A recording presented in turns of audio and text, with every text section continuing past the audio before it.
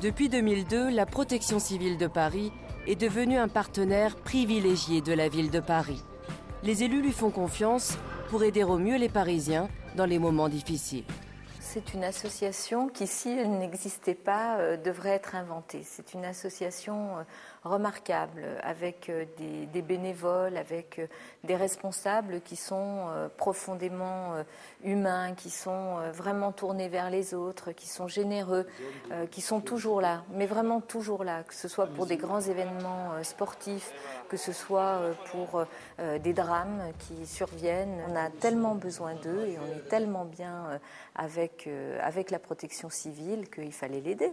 C'est rassurant de savoir que la protection civile est là. On sait que ce sont des gens à qui on peut faire confiance, ils ont la compétence, ils ont le matériel et ils sont prêts à parer à toute situation, quel que soit le degré de gravité. En 6 ans, les subventions de la ville de Paris ont permis à l'association d'acheter 7 ambulances, un camion logistique et des équipements de secours plus performants. Je vais vous présenter le dernier véhicule de protection civile. Il a été cofinancé avec la mairie de Paris et il a une cellule à l'arrière carrée, c'est-à-dire qu'en gros c'est comme si on poussait les murs d'un véhicule classique, ce qui pour nous est un gain de place considérable et améliore le travail qu'on peut faire à l'intérieur. Autre innovation de ce véhicule, ce siège, comme pour une voiture, va bénéficier d'une ceinture 3 points, donc très sécurisant lors des départs en intervention. On utilise les moyens sonores et lumineux pour aller le plus vite possible en intervention, là où on risque parfois certains accidents. Les élus parisiens mettent aussi à la disposition de la Protection civile de Paris 6 locaux dans la capitale. Parmi eux, le nouveau siège de l'association rue Vaugirard. Elle vient d'y emménager en mars 2008. Nous vous accueillons donc dans ce local de 320 mètres carrés. Cette zone ici est réservée à l'accueil du public. C'est pourquoi nous avons installé un comptoir d'accueil. Alors nous allons visiter les salles de cours 1 et 2. C'est également une salle de crise, puisque le mur qui sépare cette salle-là de l'autre va, dans 6 mois, être démoli, remplacé par une cloison mobile.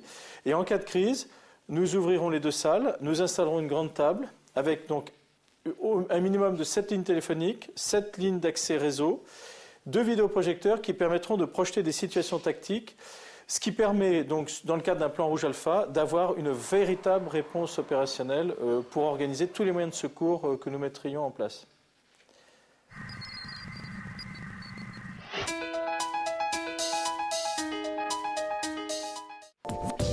Chaque vendredi soir, la Protection civile de Paris vient renforcer le réseau du SAMU.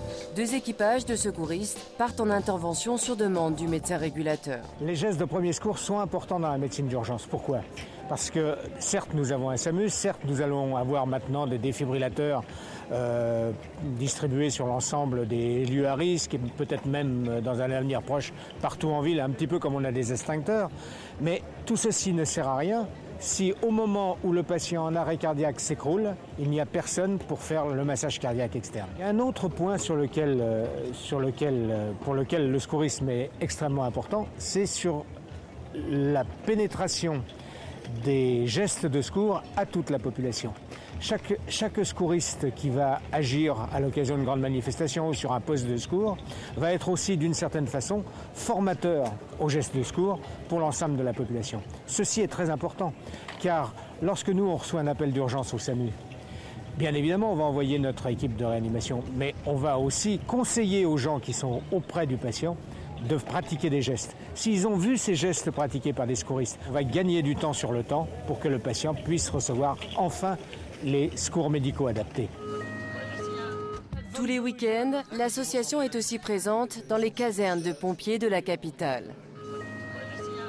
Alors pour nous, la FNPC, c'est 3200 départs assurés par an dans 12 casernes de la brigade. La deuxième situation que nous apprécions particulièrement, c'est pour les grands événements, les catastrophes, les plans rouges, où l'appui des associations nous apporte un savoir-faire que nous, les pompiers, ne savons pas faire, en particulier la prise en compte des impliqués.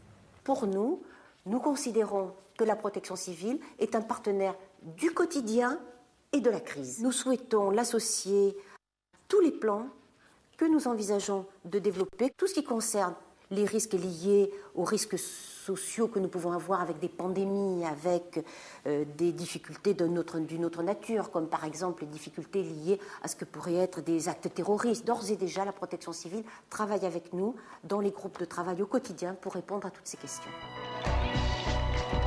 Tout au long de l'année, l'association vient aussi épauler le SAMU et les pompiers sur les grandes manifestations, comme le Marathon de Paris, début avril. Allez hop, on masse, énergique.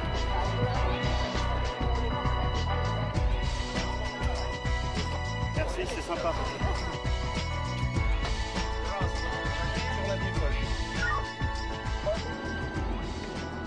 Bon, au total, hein, j'ai 80 inter et ils ont fait 1388 massages, mes sécuristes.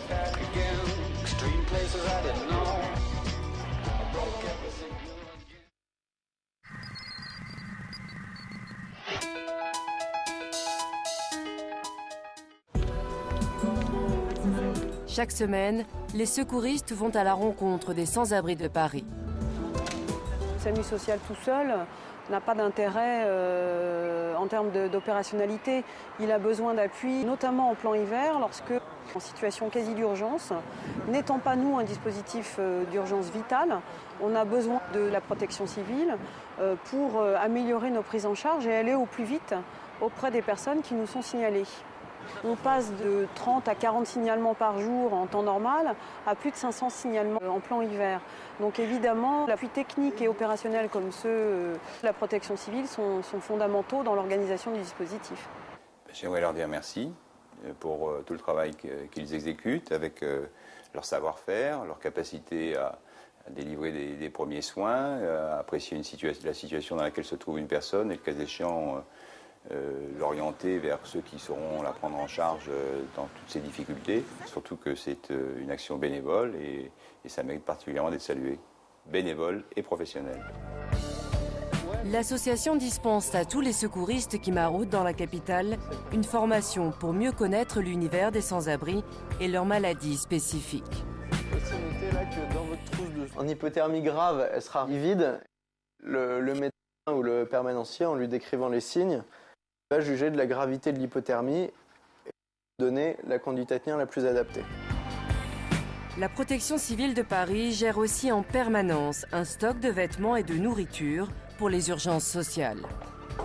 Ici, on est dans le local du 14e arrondissement de Paris, de la protection civile, où doit être composé tout le stock alimentaire. Il nous sert également en cas de coup dur, en cas de catastrophe naturelle, ou lors de sinistres importants sur Paris, notamment des incendies. On a eu à s'en servir notamment l'année dernière, le jour de l'Ascension, lors d'un incendie qui s'est déroulé rue Didot. La mairie de Paris s'est trouvée en difficulté et on a pu nourrir une trentaine de personnes grâce à ce stock qui avait été évacué de l'appartement et qui n'ont pu le réintégrer que dans la soirée. Donc ici, on est dans le locaux de l'antenne nautique et de l'antenne du 20e arrondissement. On est à 2 pas de la Seine, donc on entrepose également pas mal de matériel logistique et notamment le stock de couverture qui est distribué au sans-domicile et qui nous servent également dans le cadre de l'urgence sociale. Et on en a reçu 700 cette année. Et ces duvets nous sont donnés par une association qui ne fait que de la distribution de duvets.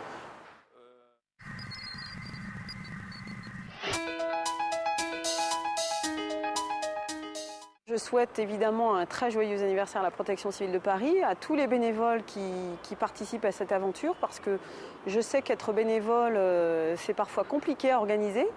Et c'est une activité qui est compliquée à maintenir dans son quotidien de bénévole. Donc longue vie à ce partenariat, longue vie à la Protection civile de Paris et essayons de continuer à travailler ensemble dans les meilleures conditions.